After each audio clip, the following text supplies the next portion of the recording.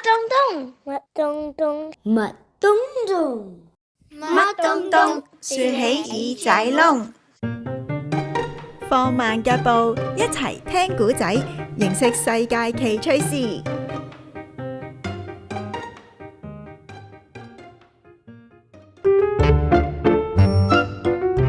Hello，台長，我叫李月晴，我想同你講一個 IQ 題：獅子、老虎同埋豹，邊個動物最適合做警察？獅子、老虎同豹三種動物都好似幾啱做警察喎。記得聽到最後揭曉答案啊！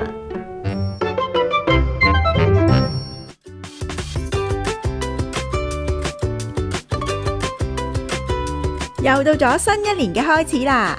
今日圖書精靈圖圖喺圖書館嘅大廳開咗個新年聯歡茶會，圖圖一早就準備好點心同嘢飲，等緊佢嘅好朋友啦。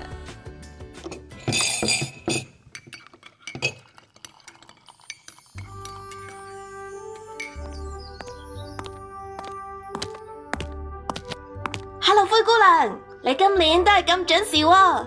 梗係啦，如果過咗時間，話唔定魔法會隨時失效噶。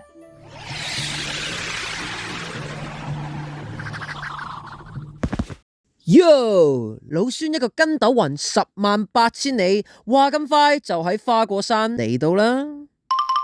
哎呀，怎埋我啊！哎呀！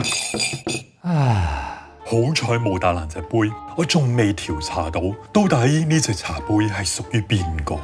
對唔住啊，福爾摩斯先生，撞到你添。咦，小紅帽，你拎住啲花，真相係你又掛住摘花，差啲蕩失路遲到。係啊，嘻嘻。福爾摩斯嘅偵探眼就嚟拍得住我齊天大聖嘅金睛火眼啊！好嘢，齊人啦，我哋可以開始啦。今年茶會嘅主題係願望成真，我哋一齊食住下午茶，分享新一年嘅願望啊！我先做真正嘅大王。哎呀，咪住先啊，不如逐個講啊。係啦，就由拎住茶壺嗰個開始講啦。喲，我講先，我嘅新年願望係做真正嘅大王。真正嘅大王，你做花果山大王唔夠，想你娶埋玉皇大帝個位啊？我先唔稀罕做神仙嘅，我講嘅真正大王唔係淨係威，仲要係一個關心所有猴子猴孫嘅好首領。不過根據我嘅調查，你平時喺花果山連佢哋個名都叫唔出噶喎。好，就由記名開始。我今年嘅願望就係記晒所有猴子猴孫嘅名，一次過記唔記得晒噶？不如你試下每日記幾個名，記下就記得晒噶啦。老孫每日叫5隻馬騮仔出嚟俾我捉虱乸，順便記住佢哋嘅名啦。每日記5個名，呢個新年目標就清楚晒啦。喲，新年目標使乜驚啊？多啦，我嘅新年願望就係行去婆婆屋企唔會蕩失路。我要學認方向啦，認路啦，睇地圖啦，避開大灰狼啦。哇，小紅帽，你諗住一次過學咁多嘢啊？會唔會太忙啊？就算有魔法幫手，一次過都學唔切喎。不如試下1個月淨係專心學一樣啦。1個月先學得一樣，咁咪要好耐咯。好似查案咁，唔好心急，分清先後次序。我哋一齊幫小紅帽諗下，應該學邊樣嘢先啦。我就建議1月學咗認方向先，分清楚東南西北，唔好行咗相反方向啊嘛。然後可以學睇地圖，將方向同地圖對埋一齊，咁就算行錯咗都可以揾返啱路啊嘛。哦，我明啦，學咗一樣再學第二樣，學咗方向同睇地圖先，咁之後可以喺地圖揾到大灰狼屋企喺邊，再學點樣避開大灰狼啦。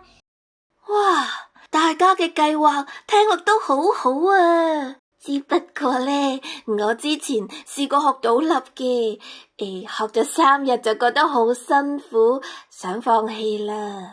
淘淘講得啱啊！我以前都試過掃完地就好攰，差啲就半途而廢。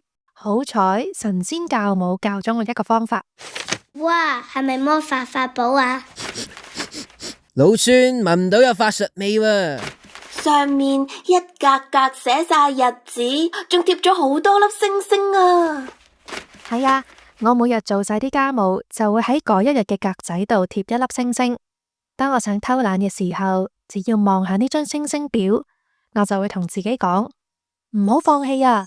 睇下你以前都做得好好，今日都一定可以堅持落去㗎。係人人都可以自己變到嘅魔法。孫悟空，你都可以整張馬騮表。如果你每日記到5隻馬騮嘅名，就可以畫一個皇冠上去。我仲可以叫晒啲猴子猴孫幫我畫，到時咁多皇冠，一定夠晒家世啊！我都可以畫一張指南針表，提自己每個月學啲咩。咦，灰姑娘，咁點解呢個冇星星嘅？嗰一日我嘅雀仔朋友病咗，我要照顧佢，所以嗰日就做唔晒啲家務啦。咁個願望係咪失敗咗啦？唔好咁快下判斷住，生活經常有突發案件，如果因為照顧朋友而暫停一日，呢個係情有可原，值得原諒㗎。咁我今日掛住同牛魔王去玩，所以唔記名，係咪都叫情有可原啊？梗係唔係啦，掛住玩唔練習係偷懶，唔係意外啊！我畫呢張表格嘅時候定咗一個規則，1個月入面只係俾自己有2次意外嘅機會。哦，所以呢個意外機會嘅用法係俾我哋喺困難嘅時候可以鬆一口氣，唔係俾我哋用嚟偷懶嘅藉口啊！新年願望係自己許嘅願，如果每日都揾藉口，唔肯盡力完成佢，咁呢個願望就永遠都唔會實現，變成一場呃人嘅騙局。我齊天大聖牙齒當金使，從來都唔呃人嘅。我而家就畫張馬騮表，掛喺水簾洞口，話俾所有人都知，我老孫每日都記馬騮仔名，一言既出，咩馬都難追。我記得嗰句諺語好似係一言既出，駟馬難追喎。我哋都一齊畫自己嘅願望成真表啦。今年我想為自己努力，我嘅新目標係每日抽20分鐘學做衫，希望親手整一條新裙俾自己。福爾摩斯先生，你嘅新年目標又係乜嘢啊？今年我要挑戰解開外星人之謎，我嘅目標係每個月訪問100個 UFO 目擊證人。哇！咁淘淘你啦？其實我仲未諗到喎。唔知新年目標可唔可以係每日幫大家打氣呢？有淘淘幫我哋吶喊助威，簡直求之不得啦！你仲可以幫手檢查我哋嘅進度添。係喎，孫悟空，其實花果山有幾多隻馬騮㗎？你打算用幾耐記得晒佢哋嘅名呢？同老孫身上啲毛咁多咯，有88,888隻啊！尋日仲有對龍鳳胎馬騮仔出世，咁啱好就9萬隻啦。每日記5隻，即係18000日，咁就記得晒啦。唔係啩？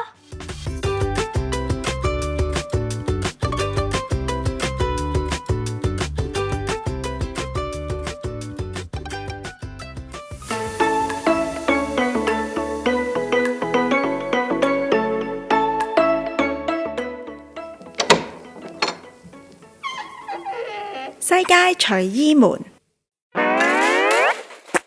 吓，垃圾桶都出年曆。大家好，我係故事燕子。新一年啦，又係時候換個新嘅年曆啦。邊款年曆好呢？貓仔年曆、風景年曆都唔錯啊！哇，有卡通人物年曆喎。咦，我冇睇錯啊嘛，竟然有垃圾桶年曆。喺英格蘭 Congleton 有一位爸爸叫做 Andy Bailey， 佢嘅嗜好就係影低屋企附近嘅垃圾桶，然後擺上網同人分享。佢仲會幫啲垃圾桶改個諧音名噶，例如海豚造型嘅垃圾桶就叫做 Dolphin， 有隻熊仔嘅垃圾桶呢，就叫做 Winnie the Pooh。無論係造型可愛定係非常之平凡嘅垃圾桶，佢都中意影低記錄落嚟。估唔到有好多人中意睇佢嘅垃圾桶記錄，佢嘅 Instagram 已經多過8000個 followers 啦。2024年，佢仲第一次製作垃圾桶年曆，幫當地嘅兒童心理健康慈善團體籌款添。其實留意下身邊嘅垃圾桶都係一個幾好認識社區嘅方法喎。你哋屋企附近有幾多個垃圾桶？你又知唔知呢？仲有啊，幫啲垃圾桶改名，好得意啊！你哋呢會唔會都幫成日見到嘅嘢改名噶？講個秘密你知啊，我都有幫我屋企嘅掃地機械人改名噶，佢叫朋友號啊。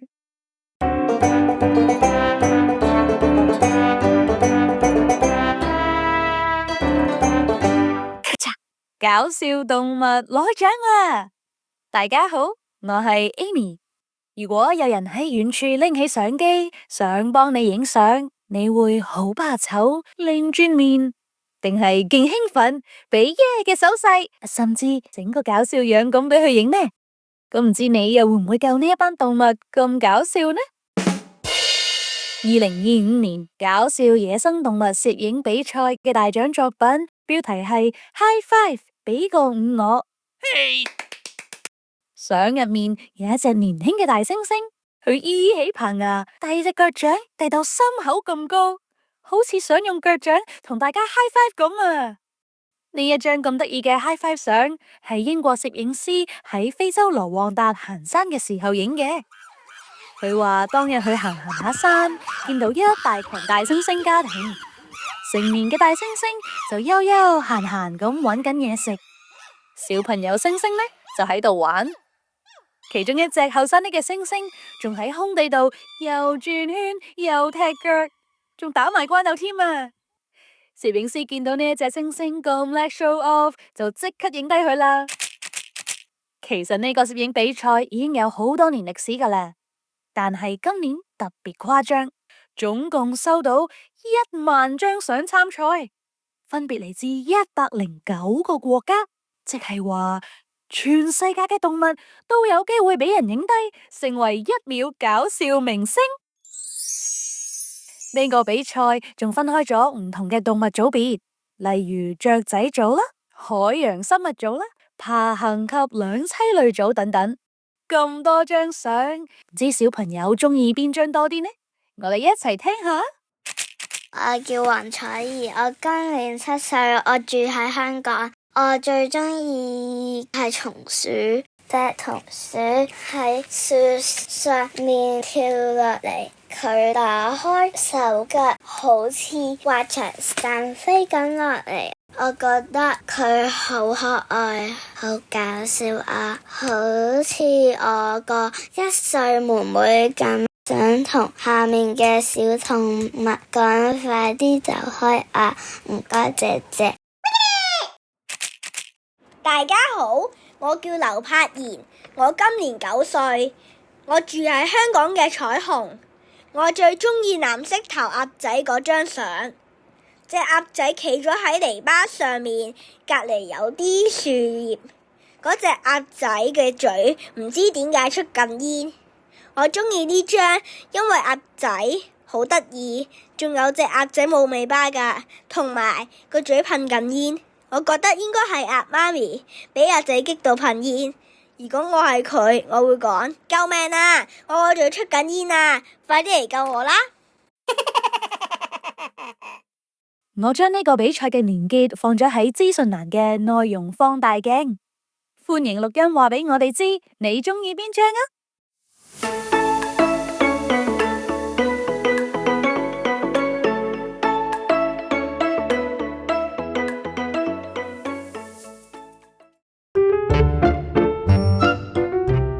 叫題：獅子、老虎同埋豹，邊個動物最適合做警察？聽完住喺 Melbourne 嘅月晴出題目，不如我揾另外一個又係叫做月晴嘅小朋友幫手估啦。大家好，我個名叫李月晴，我今年6歲，住喺香港。答案係獅子。答案係獅子，因為係拉人。多謝晒墨爾本嘅月晴同埋香港嘅月晴啊！如果你都有 IQ 題想考下我，或者都可以幫下手估下 IQ 題嘅話，可以錄音話俾我知你叫咩名同幾多歲，然後請爸爸媽媽喺 Facebook 或者 Instagram 度 send 俾我，話唔定我好快就會揾你幫手噶啦。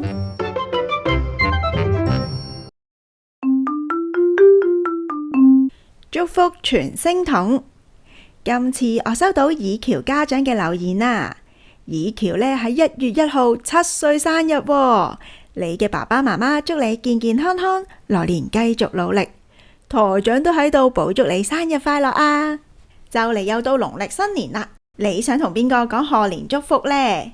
歡迎大家喺2月1號之前錄低一段唔長過1分鐘嘅祝福留言俾我，等我幫你傳俾你掛住嘅人啦。啱啱過咗冇幾耐嘅聖誕節，我收到好多小朋友畫嘅聖誕樹裝飾啊，多謝大家啊！我仲親手整咗個迷你嘅乜東東聖誕樹，然後開咗個直播，將大家畫嘅裝飾掛晒上去呢棵手工聖誕樹度啊！大家可以去返 YouTube 度睇我嘅錄影片段噶。去到節目最後，記得喐下手指喺 YouTube subscribe 俾 like。Apple Podcast 同埋 Spotify 5星推介，鼓勵我哋喺2026年繼續製作啊！下集見。聲音團隊考考你，由墨爾本嘅李月晴小朋友提供 IQ 題，香港嘅李月晴小朋友幫手估答案，世界隨意門報道員 Amy 同埋故事燕子分享嘅小朋友有柏妍同埋彩兒。